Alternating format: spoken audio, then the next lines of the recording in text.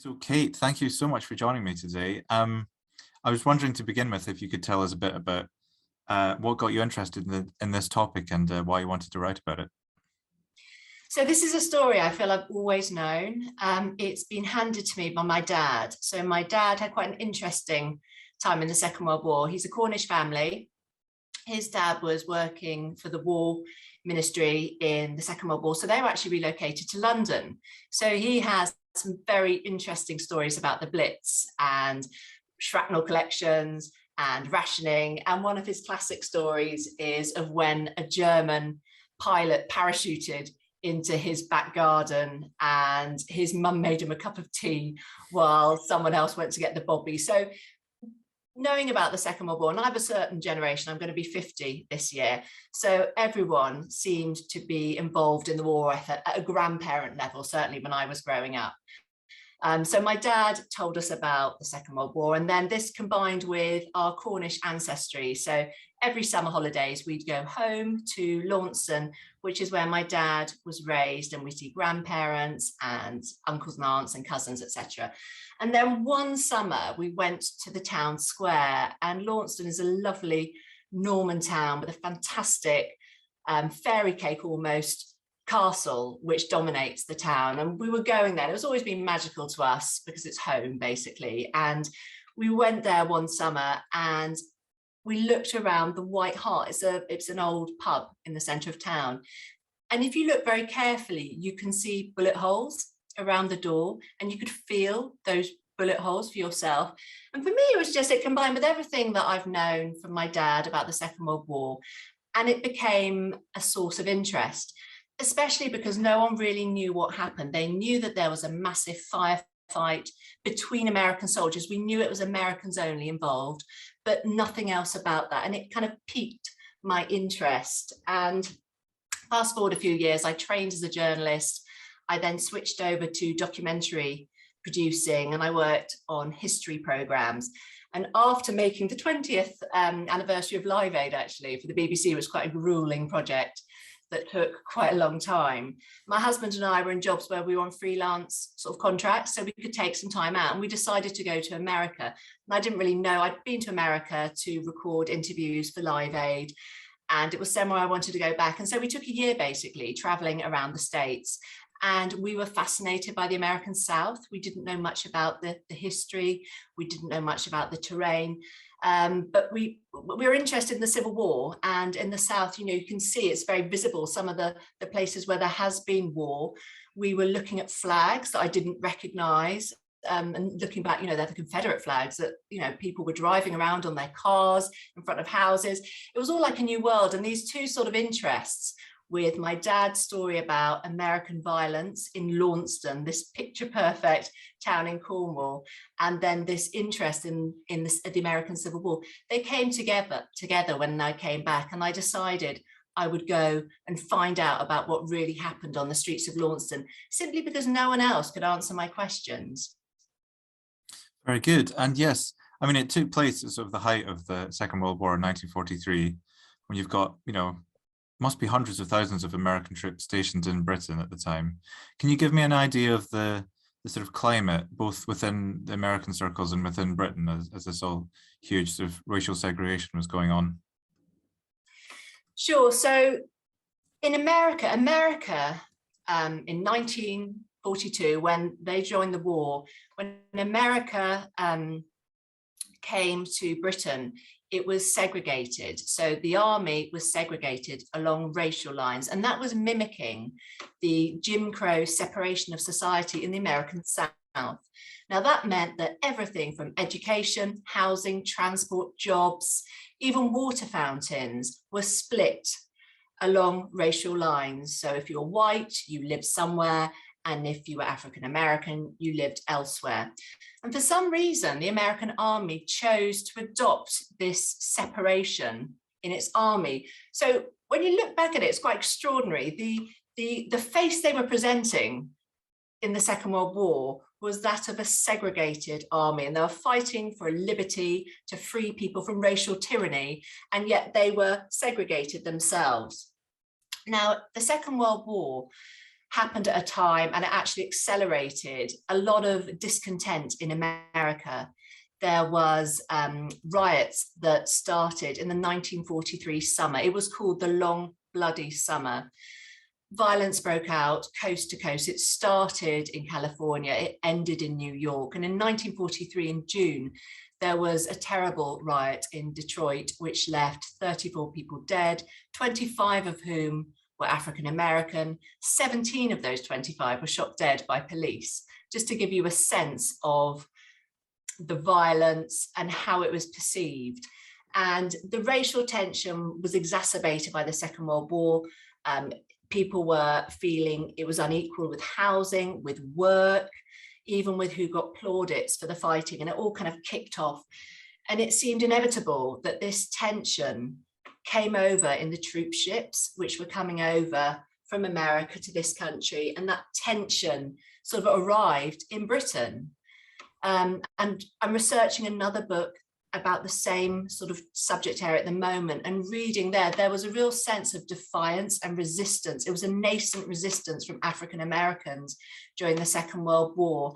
They were being trained for a war effort, which they were also being excluded from. And there are myriad tales of just awful, not alone just the institutional racism, but how they were treated on base, off base. Later on in the war, when they were prisoners of war, they were allowed, the Italians were allowed, they were brought back to America, they were brought to Britain, and they were allowed to eat in the canteen. And yet the African American servicemen had to go and eat in the kitchens. Even the transport, when you trained, and most of the training camps, a lot of the problems in America started with the fact that the training camps were in the South. And so recruits from the North would come on a train at Washington, the capital city. They would have to change their train carriage, and they'd have to go into racially segregated carriages to go down.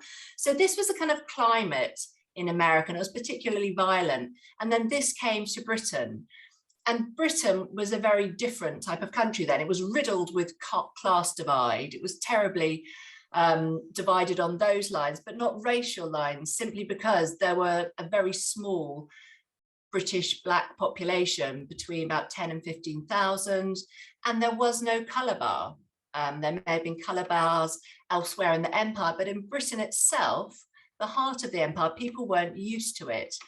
And so you have this clash of culture, something I find quite fascinating. We speak the same language, obviously, as America, but it doesn't mean that we're the same. At the time, they had the same religion, the same language, but everything else seemed to be very different. And this clash of culture, particularly with the colour bar that they brought with them, sort of all kicked off in Britain, and it didn't sit very well with the people of this country. And that's not to sound smug about stuff. There was a lot of racism in Britain at the time, especially, you know, at the higher levels. There's a great quote from Lord Werran, who was Churchill's doctor, and he said essentially he was a Victorian, you know, in his outlook, and he didn't judge people the same because of the colour of their skin. And that racism is replicated, you know, at the higher levels, but at the base level, the ordinary British person.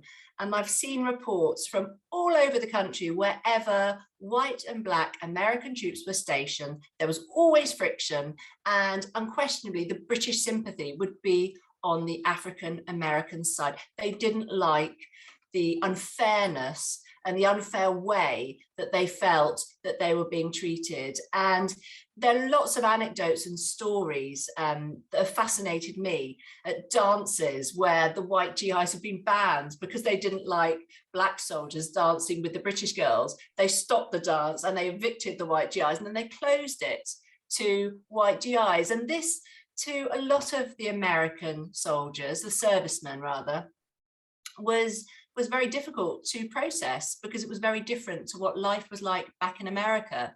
So it was a kind of really interesting socially a very interesting period in British history that I feel, I didn't know anything about this when I started researching the story. I didn't even know that their army was segregated. I've seen all these war films, and actually looking back at the war films I have seen, normally they're white Americans fighting. It's a very, and white British people as well, it's a very white story. And if you look back, it wasn't the case. It wasn't the real story, and it's kind of been written out of history. And the reason I feel this particular episode and episodes similar, because they were happening all over the country, it was written out of history because it was a tension, it caused tension in Anglo-American relations. And it was all down to this race, the race relations, the racial friction that came over, and then the British reaction to that. And it went against the British sense of fair play and the British sense of, you know, it's not quite cricket, of support for the underdog, all those sort of things. And also, I think there's a real sense of the British wanted to resist the Americans anyway. It was another reason and another way at expressing some dislike at being occupied. It was occupied territory, according to George Orwell. There was this massive influx of people who spoke the same language but weren't thinking along the same lines. And that jarred, I think. And I think that's also been not covered up. I think it's been written over because we always write from the sense that the relationship worked, and it did work. The special relationship did work, and it worked very well, and it achieved its aims. But there was a lot of sort of rubbing along and jarring sort of tension along the way. And I think that's been forgotten about. Yeah, no, that's all very true. And this particular episode, you did mention cricket. I think I'm right in saying that it's sort of a cricket match was sort of responsible for kicking it off. Can you tell me like what actually caused the mutiny and how it sort of developed?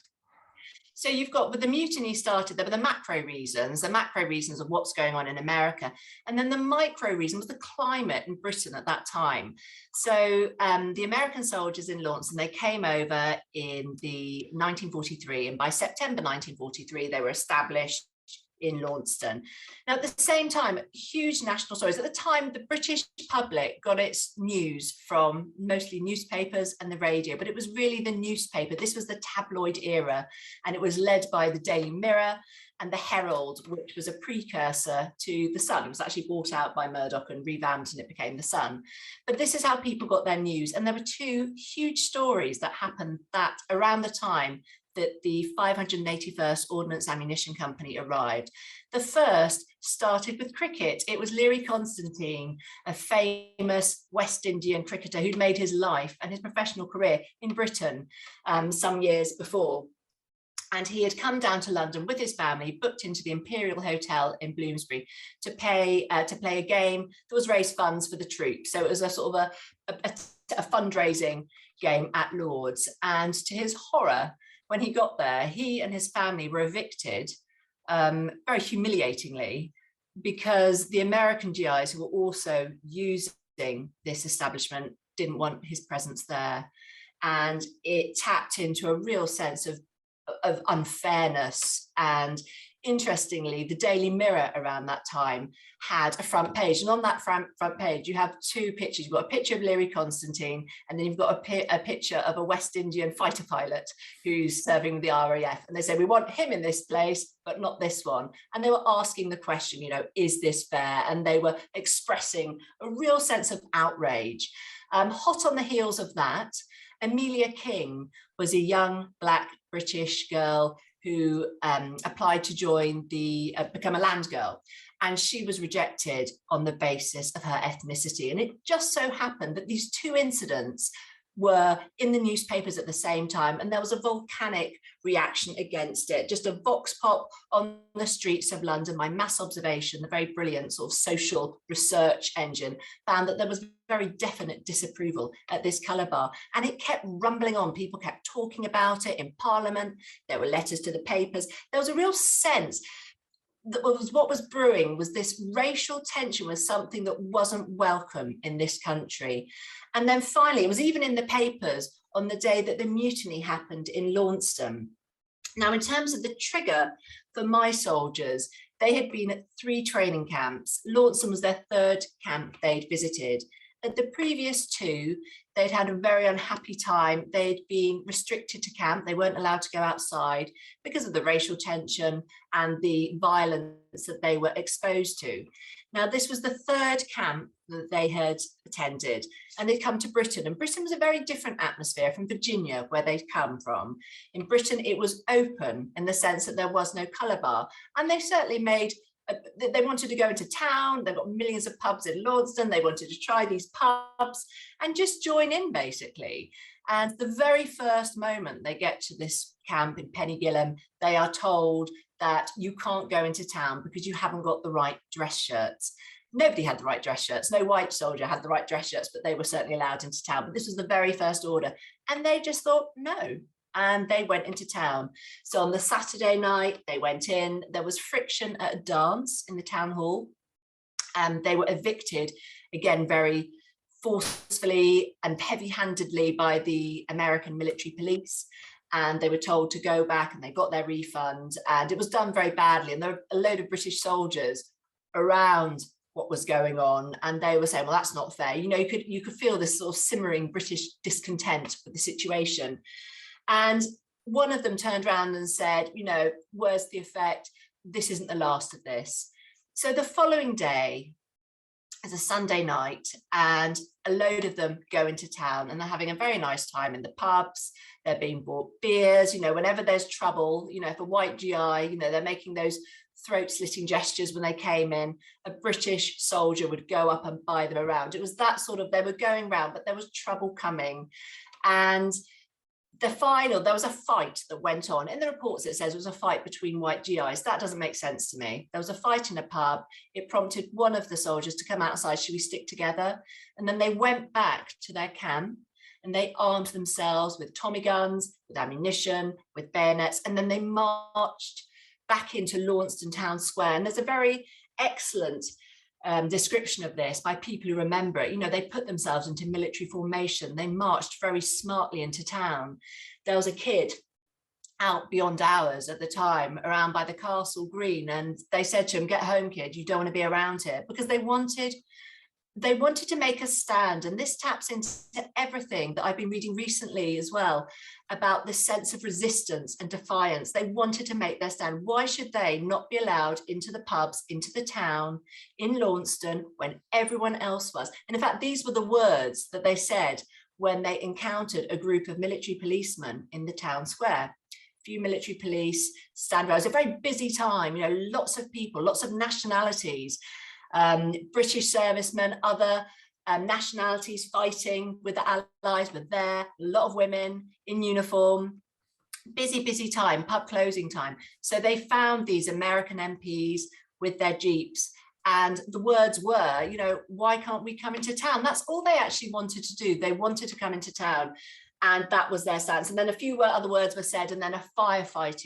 erupted, and the marks are still around Launceston. Interestingly, there was a bullet wedged into the draper's window for many years afterwards, because they didn't want to replace the plane.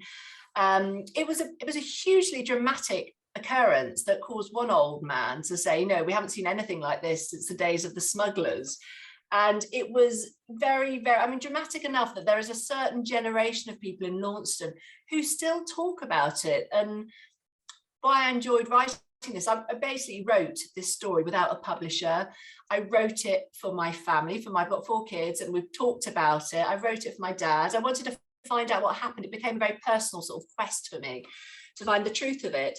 And they didn't know what happened, but they wanted to, because it was literally the most exciting thing that had happened, and the most dramatic thing that had happened in living memory then, and probably today too.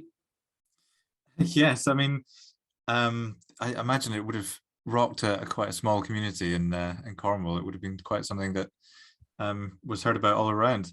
And yes, and you said that they wanted to make a stand. I mean, it wasn't a bloodbath. They weren't going to massacre people. That was not what it was about.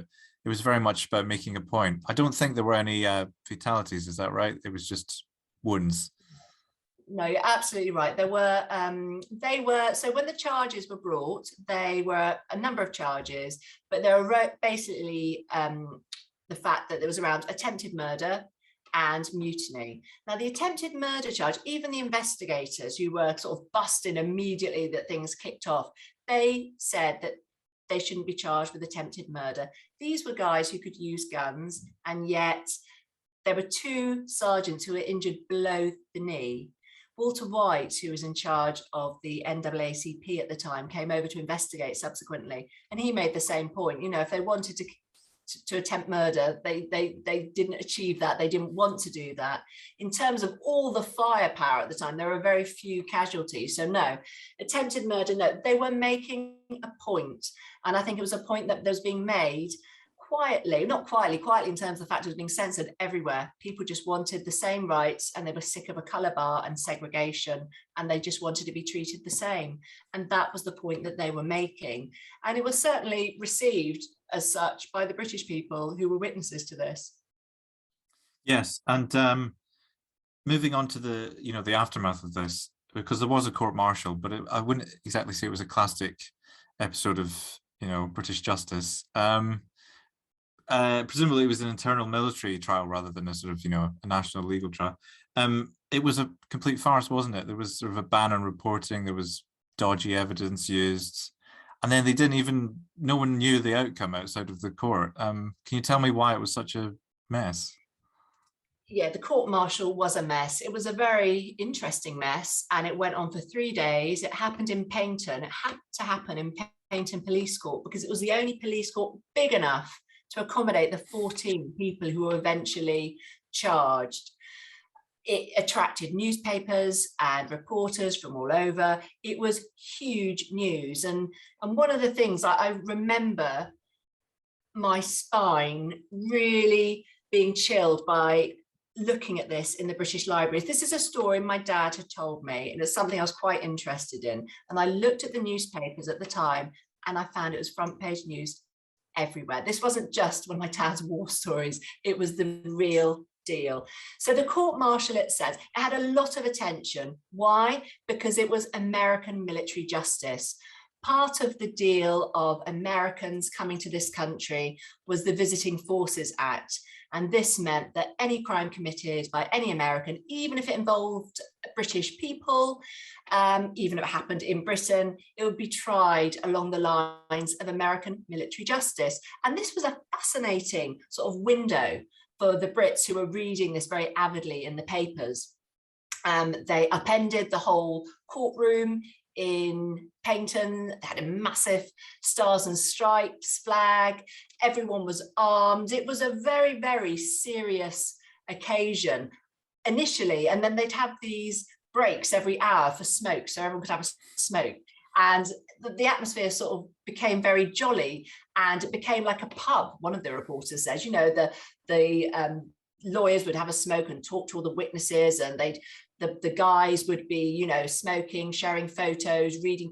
It was all very jovial. And then the charges and the process itself, however, was deadly serious. And looking at the trial itself, it obviously caused concern for the British reporters because they picked up on a number of huge errors. Firstly, just the level of defence given the 14 men who were accused. The prosecutors, called a trial judge advocate, he was a lawyer and he was trained and he worked the courtroom. He was dramatic. He paced up and down. He addressed the jury. He turned around and quizzed people. You know, he really played to his audience. And the defence, two junior people, and they did, to be fair, make some quite good points, but they obviously didn't have the confidence to push it home. And there's also a level of command influence. A court-martial is called, it's recommended when they believe they're guilty, and their commanding officer says that they're guilty, and therefore their role is to prove that. So there's so many murky issues. And then looking at the nuts and bolts of the court-martial itself, for me, I loved reading the transcript because it's all contained, it's all there, all the evidence, all the testimony, what's happening. Everything is there in itself, and it's all contained. And you could see that these guys didn't have a chance. Witnesses weren't even identified correctly by those who are meant to have taken their statement. One guy was illiterate and he was meant to have written a statement and put his name to it. It all came as complete surprise what he was meant to have said. There was evidence that the statements had all been sort of manufactured, and certainly the witnesses had been tampered with. There is evidence that the investigators went in with a list of names of those who they found accountable without even listening to what those who were there had to say. On every single level, it was just smacked of being a kangaroo court rather than a serious court where justice could be obtained. And it was just a very, very, it's interesting to read. And you just think, why did no one else say anything? Why? It just seems so unfair. So few of them got up to speak. And those that did, everything they said contradicted what was said in their statements. So it was a real travesty of a trial. And perhaps the biggest travesty at all was this censorship of it. So the very first thing that the president said as the court case opened was that, there'll be no reporting of race. And but for the pluck of a Daily Mirror journalist, we wouldn't know about this. I wouldn't be talking to you. There'd be no book. There'd be no knowledge of what went on. As I said, a Daily Mirror journalist, which was the only newspaper to report the race of those involved earlier, before the trial started. He said, but that's already a matter of public interest. So much to the president's annoyance, this story could be reported, and it could be reported in America. And that was a breakthrough because there was so much censorship of what was going on in Britain, in America. So that was very interesting. However, on day 3 of the trial, this was a 3-day process. It was huge. On the 3rd day, the panel went out and they deliberated for 10 hours. And when they came back, the president told everyone who was waiting, we've got our verdict, but that's not going to be made public. So for me, the most tragic part of this story is that the 14 men accused, young family men, most of them, all with good records, pretty much all with good records. A few had, convictions for being absent without leave, which was pretty standard for soldiers in the Second World War, going off for an hour or two longer than they should have been, or a day or two. They left that courtroom bizarrely to a military band that played them out into the waiting army trucks, and they didn't know what was in store for them.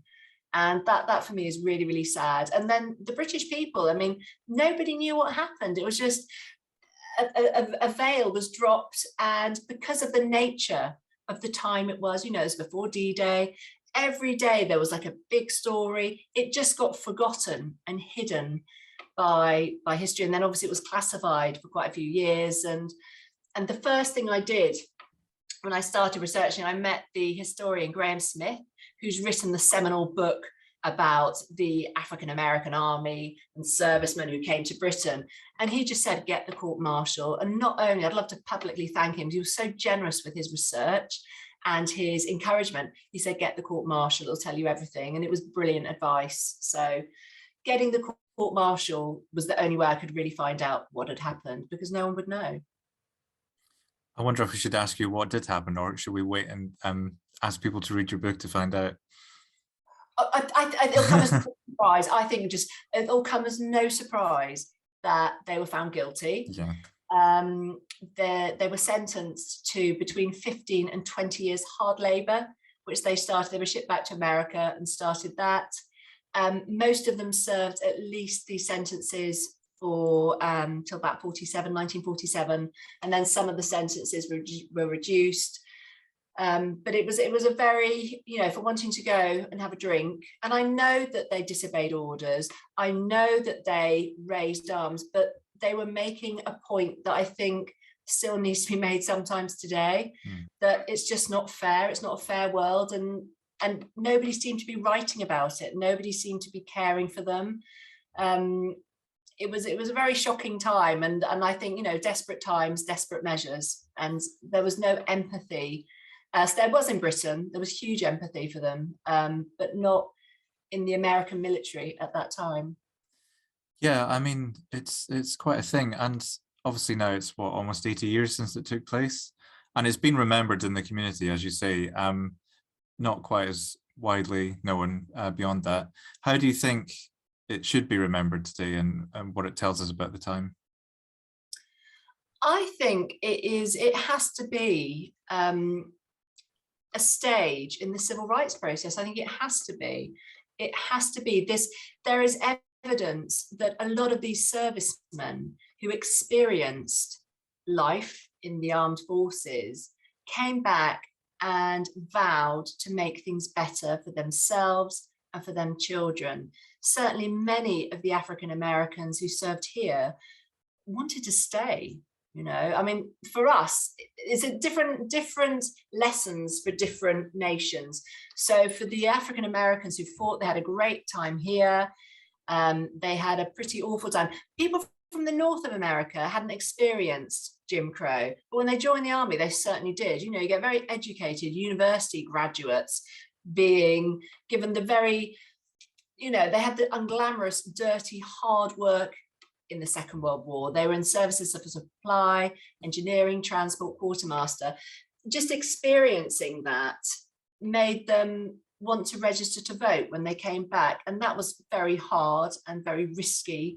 And yet they persevered. And I think for America, it must be one of the real catalysts for the civil rights movement that came afterwards. And certainly when these veterans came back, veterans who had fought for their country, they were punished. They were punished on the streets. One guy was blinded by a sheriff on a bus. Can't remember which state, but because he wouldn't move quick enough out of his seat. I mean, it's shocking levels of violence for people who served their country.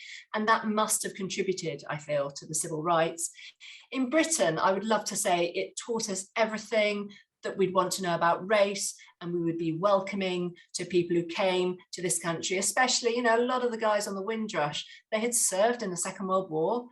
And yet that wasn't the case. I don't think we learned the lessons. At that moment in time, in 1943, we were welcoming and sympathetic and supportive. A few years later, we weren't. And that's also needs to be recognised. And I feel to people today, we should just remember that, you know, nearly 80 years ago, our great grandparents' generation were incredible, you know, wide, armed, open support, open hearts to people. And I've come across some very lovely stories of people who fell in love, international stories, interracial stories, and they had very happy lives, but they are the rare exception. And that's also a lesson for us as well. And, you know, in terms of empire and segregation, it's got to be in a very important stage in both those processes. Well, Kate, it is a fascinating topic, and thank you for writing the book, and thank you for talking about it today with me, because it's been very nice to talk to you. It's been lovely talking to you, Callum. Thanks for your support and for your interest as well. It's lovely to be able to talk to someone who knows their stuff and, you know, who's interested, because writing books is quite a lonely process, especially in this, because there's not a lot of stuff out there. And so just being able to talk to someone about it is just brilliant for me. Thank you. No, you're welcome. Thank you.